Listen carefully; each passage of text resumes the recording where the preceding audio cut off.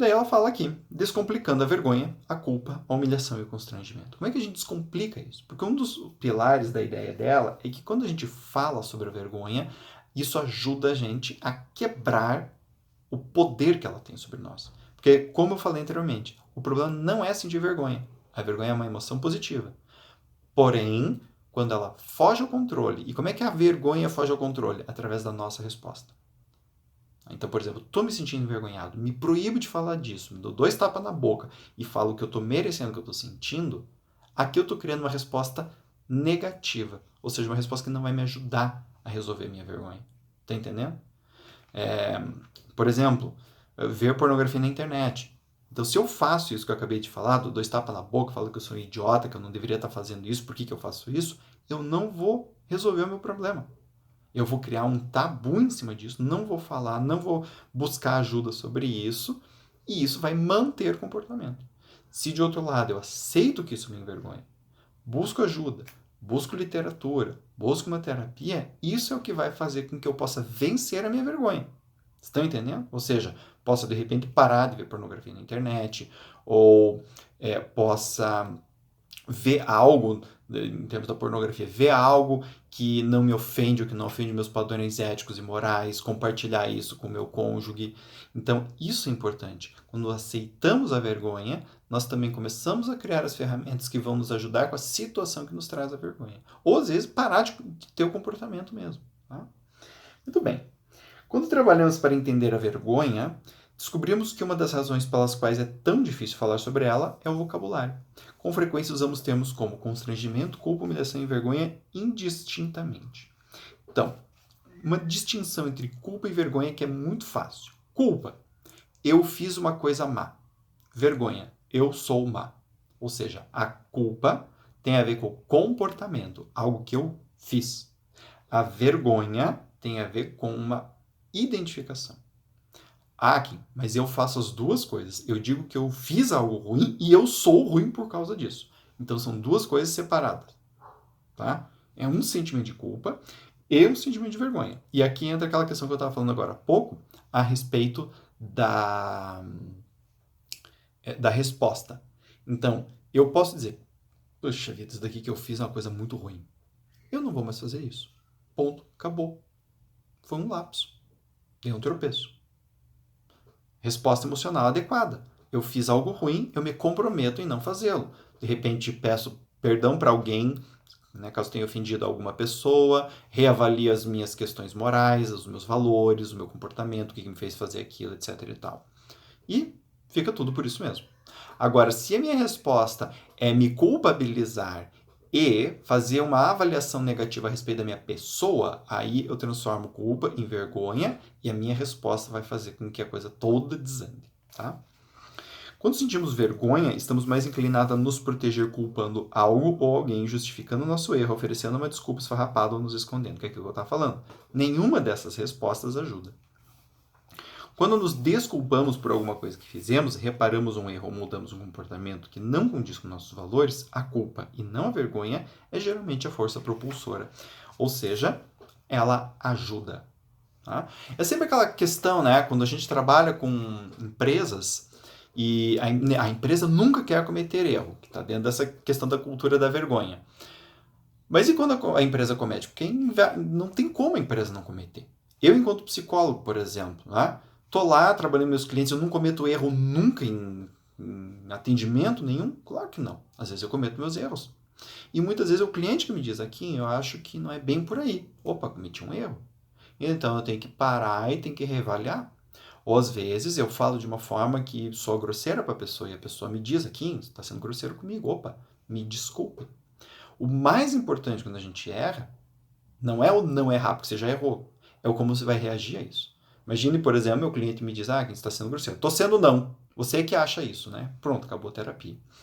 Ou melhor, né? Eu e o meu cliente se abraçamos e vamos nós dois buscar um terapeuta junto para falar da nossa relação terapêutica. Né?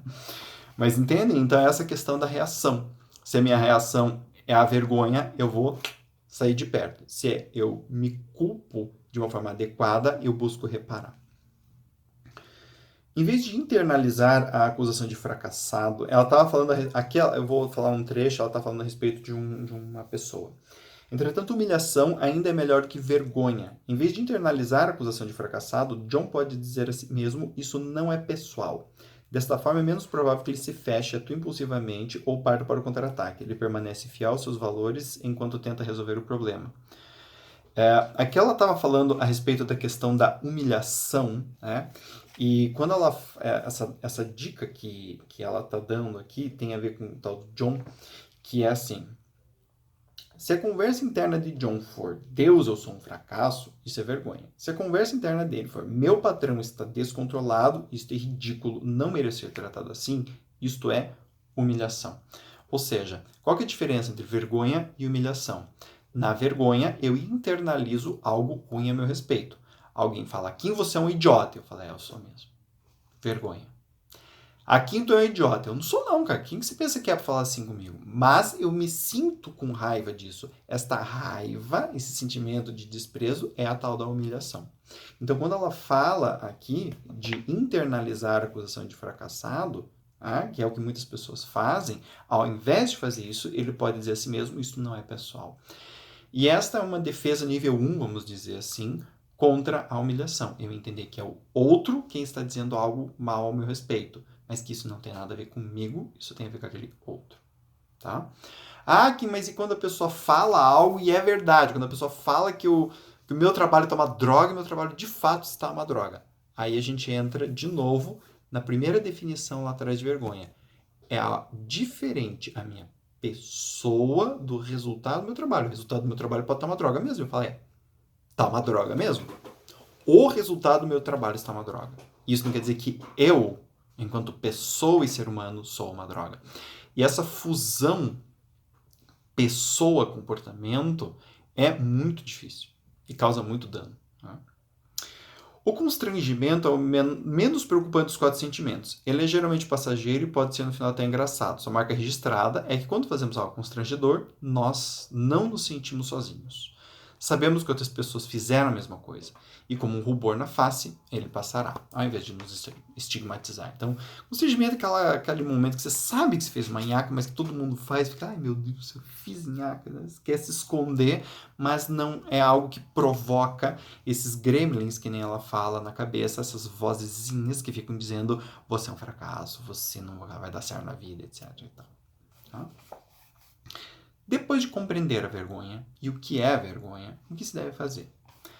A resposta está na resiliência, que é a nossa capacidade de nos recuperar rapidamente de um revés ou de nos adaptarmos a uma mudança.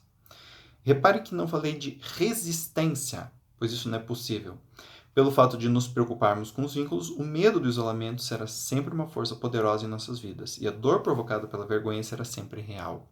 Aqui a Brené está falando o quê? Você vai sentir vergonha, e não tem nada de errado com isso. Ponto, acabou. A questão é criar uma resiliência a este sentimento. É como dor.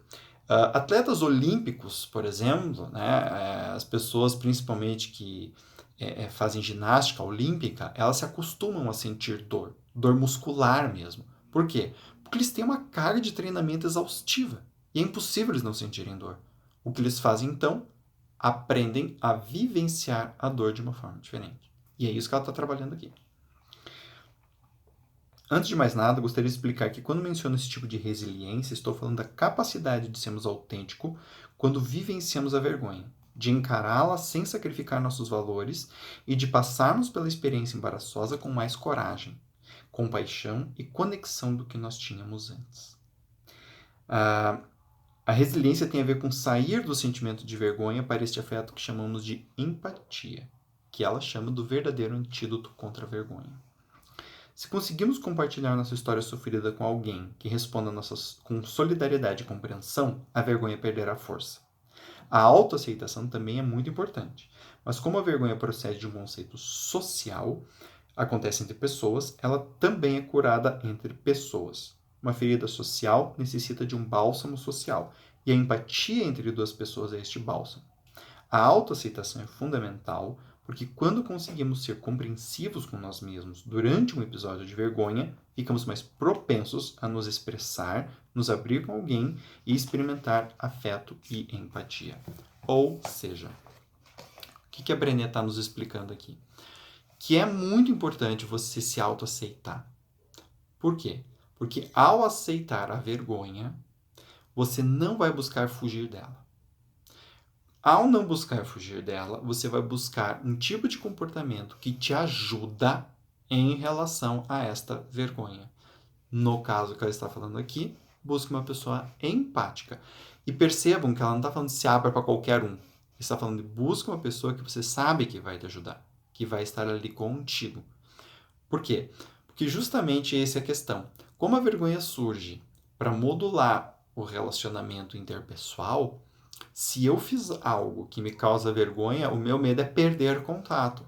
Então, o que eu faço? Eu tenho que buscar alguém que eu possa expressar o que eu fiz e perceber que as pessoas não vão embora da minha vida, todas pelo menos, né, se eu fiz esta coisa. E que eu continuo sendo digno de amor, de carinho, de aceitação, mesmo tendo feito aquilo. Isto é muito importante, só que não é um conceito que você tem que ter na cabeça. Não é uma ideia. Ah, eu sei que. Não.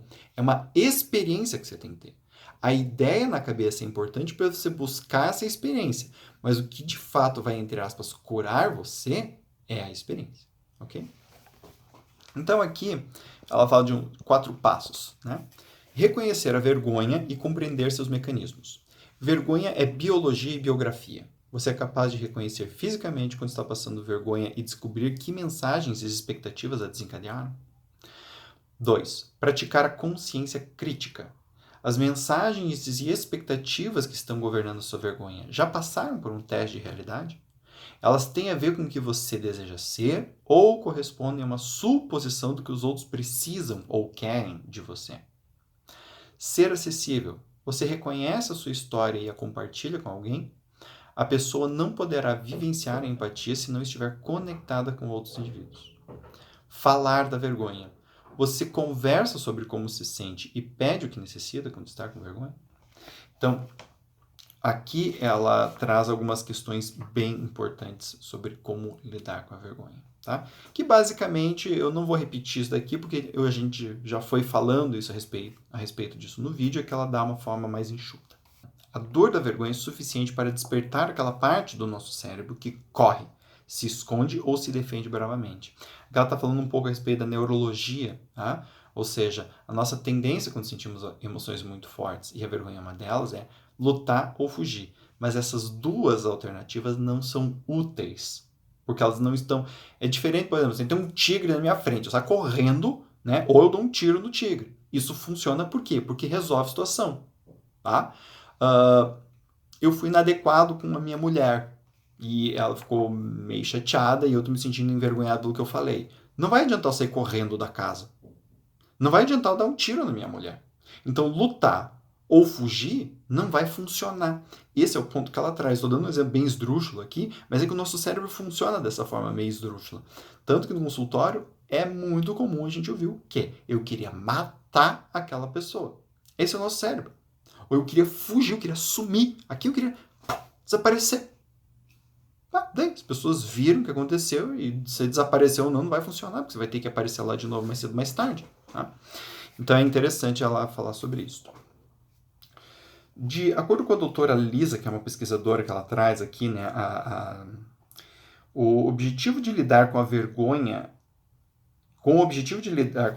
algumas pessoas se afastam, batendo em retirada, se escondendo, silenciando e guardando segredo.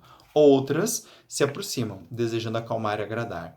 E existem aquelas que vão contra, tentando obter poder sobre os demais, sendo agressivas e usando a vergonha para combater a vergonha, como ao mandar e-mails realmente maldosos.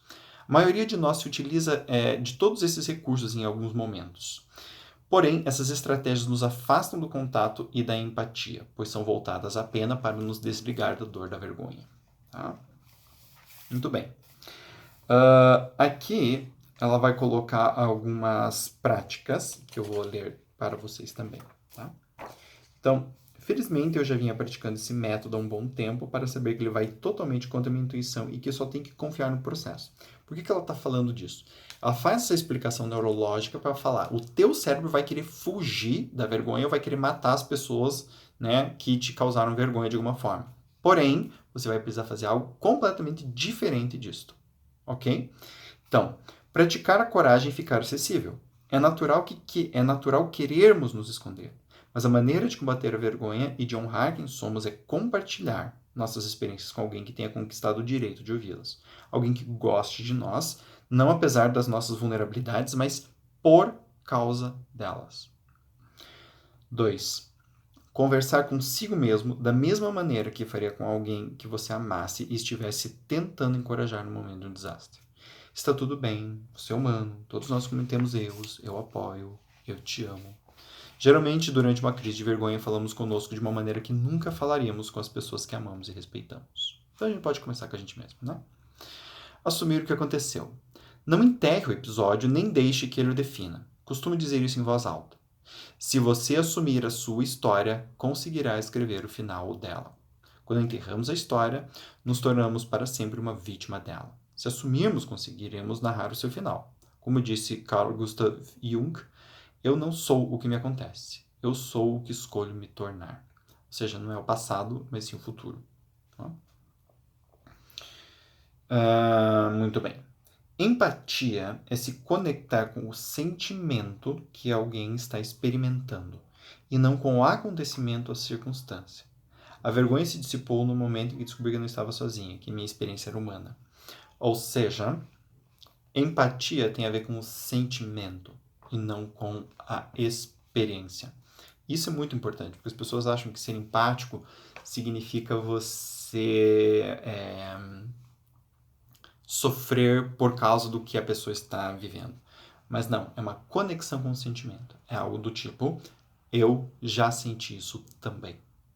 Ponto, acabou. Eu não tenho que sentir o que o outro está sentindo. Eu não tenho que resolver nada pelo outro. Eu tenho que ser empático neste nível. Eu sei como é estar aí. Eu já estive aí antes.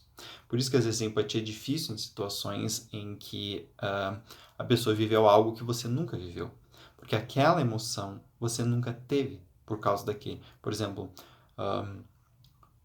você nunca teve uma perda na família e alguém só está sofrendo. Então, como é que a gente se torna empático? Eu nunca perdi alguém, mas eu sei como é estar triste. E imagino que você esteja se sentindo assim. Eu posso ficar empático neste ponto, neste nível. Tá? Muito bem. Não há maneira certa ou errada de demonstrar empatia. É simplesmente escutar. Criar espaço para a sinceridade. Não emitir julgamentos. Se conectar emocionalmente e transmitir aquela incrível mensagem restauradora que diz: você não está sozinho. E é lindo isso. Por quê? Porque a vergonha exatamente fala sobre isso. Nosso medo de ficar sozinho. Tá? Ela fala que a vergonha se alimenta do segredo. Tá? E é exatamente esta a ideia. Quanto maior o segredo, ou seja, quanto mais você não fala sobre algo, maior é o sentimento de vergonha. Quanto mais você fala, mais você vê. A gente percebe que a gente pode fazer algo. E quando a gente percebe que pode fazer algo, isso se dissipa. Né? Nós nos tornamos potentes em relação àquilo.